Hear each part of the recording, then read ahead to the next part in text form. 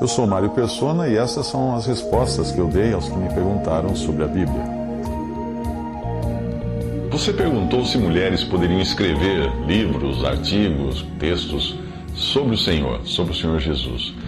Na Bíblia nós encontramos muitas mulheres sendo usadas por Deus e elas efetivamente têm seu lugar dentro da esfera que lhes é designada. Há coisas para as quais os homens são péssimos e as irmãs tiram de letra quando elas fazem. O importante é sempre entender que as irmãs não têm um testemunho público e de ensino, de doutrina da palavra, por exemplo, pregar em público, mas elas têm sim seu lugar em outras esferas, como aquelas que são descritas nos últimos capítulos de Romanos, quando Paulo cita várias irmãs. Preste atenção no tipo de trabalho que elas faziam na obra do Senhor.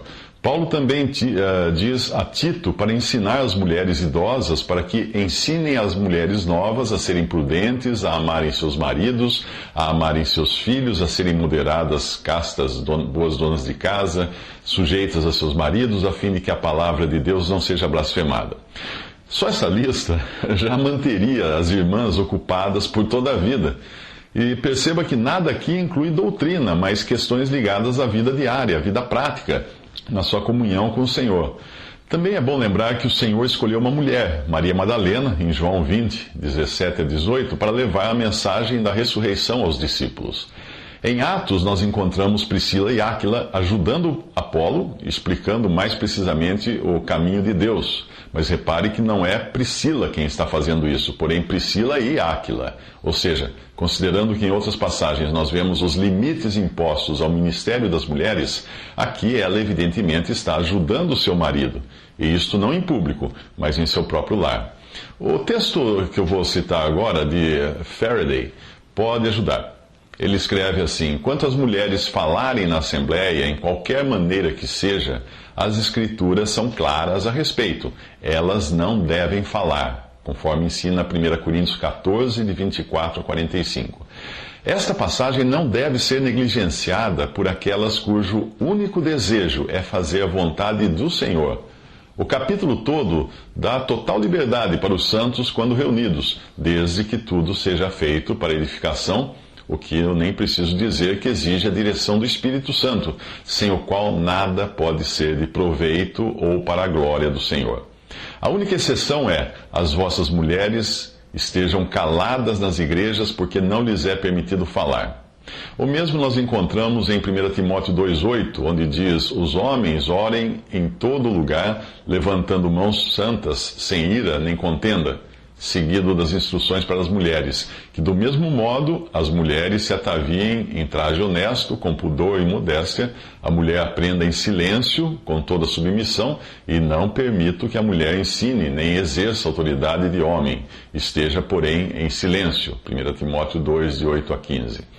Outra razão para sua sujeição é o que está subentendido em 1 Coríntios 14, 36. Porventura saiu dentre vós a palavra de Deus, ou veio ela somente para vós? Pondere bem sobre esta passagem e veja o que ela envolve. A palavra de Deus vem para a igreja, a mulher, que a igreja é feminina. Nunca vem dela, nunca vem da igreja, como os romanistas costumam ensinar. A mulher cristã deve agir sobre este grande princípio e aprender do homem e não querer ensinar o homem. Faraday, do livro Women Speaking in Public. Na resposta a uma pergunta respondida no Bible Treasury sobre a possibilidade de irmãs falarem em uma reunião de estudo bíblico, eu encontrei o seguinte texto: nunca deveríamos confundir um estudo da Bíblia com uma reunião da Assembleia. O caráter de cada uma é totalmente diferente e distinto. A liberdade de falar e fazer perguntas que você encontra em uma leitura da Bíblia não cabe em uma reunião da Assembleia. Homens podem orar em todo lugar levantando mãos santas, não mulheres. Podemos muito bem entender a liberdade de uma mãe orando com seus filhos em casa. E quando se trata de escrever, uma irmã poderia publicar textos seus falando do Senhor, como foi a sua pergunta, sem dúvida, se eles não envolverem o ensino de doutrina.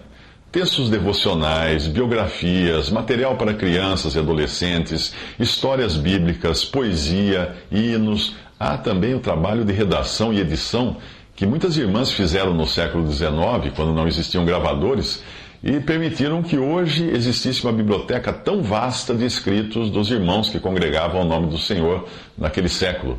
É que elas costumavam anotar o que era dito nas reuniões, depois juntavam as suas anotações, porque uma perdia alguma coisa, mas a outra tinha anotado, elas editavam, revisavam, e isso acabava depois transformado nos livros assinados pelos irmãos que haviam falado aquilo nas reuniões.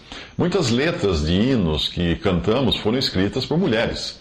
Veja, por exemplo, o caso do inário Little Flock, em inglês. O inário em inglês que foi compilado no século XIX e é usado até hoje pelas assembleias reunidas ao nome do Senhor de língua inglesa. 1/5 dos hinos ali foram escritos por irmãs, ou seja, mais de 80 hinos. As letras de alguns hinos, por exemplo, foram escritas por Catherine Helen von Possek, que viveu entre 1859 e 1953. Há outras também que aparecem na história do inário, além das que traduziram hinos, que eram originalmente em alemão ou francês, e das que trabalharam em sua edição, correção, etc.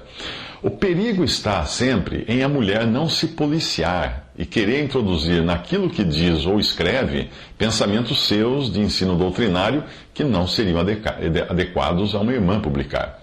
Lembre-se, Adão não foi enganado, mas Eva foi. Às vezes isto acaba acontecendo naquelas perguntas que não são perguntas, mas afirmações, terminando com um ponto de interrogação, não é?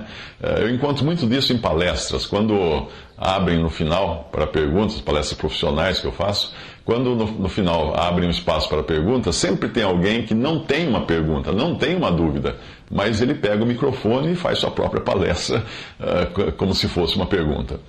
John Nelson Darby foi direto ao ponto ao responder a uma irmã que lhe escreveu perguntando sobre o assunto. Ele escreveu o seguinte: 2 coisas são proibidas às mulheres: falar na assembleia e ensinar em qualquer lugar. Isto torna a questão muito simples para mim: silêncio na assembleia e nunca ensinar. Se for o caso de uma reunião de leitura bíblica em um lar, o que é na prática uma reunião privativa e não pública, as irmãs estão livres. Eu creio que o recato as controlará quando irmãos estiverem presentes. Mas em um lar elas têm a liberdade de falar.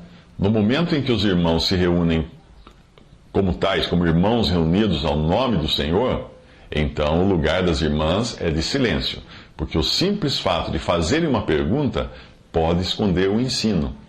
Uma reunião que ocorra no salão de reuniões, que é usado pela Assembleia, pode mais ou menos ter necessariamente o caráter de uma reunião de Assembleia, se for algo aberto e público para todos comparecerem. Quando existe liberdade, há também muitas coisas que estão conectadas à decência das irmãs e que devem seguir de guia.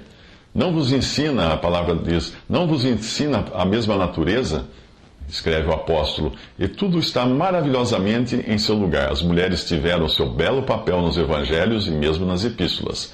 Elas são encontradas apegadas a Jesus, quando os discípulos não faziam o mesmo, mas era no lugar que lhes estava designado que elas devotamente apegavam-se a ele, não no ensino público. A ordem de Deus traz maior progresso do que qualquer superioridade de inteligência. Eu creio que o fato de terem fé para manter-se em silêncio e confiarem no Senhor seria suficiente para fazer com que elas permanecessem em silêncio quando fossem incentivadas a falar. Mas nesse caso a questão seria realmente de decoro, não de fé. A Bíblia diz: não permito que a mulher ensine. 1 Timóteo 2,12. Isso está nas cartas de John Nelson Darby, volume 2. Acredito que as irmãs tenham um lugar muito honorável nas Escrituras. Elas se apegaram ao Senhor quando os discípulos o abandonaram na sua morte e ressurreição.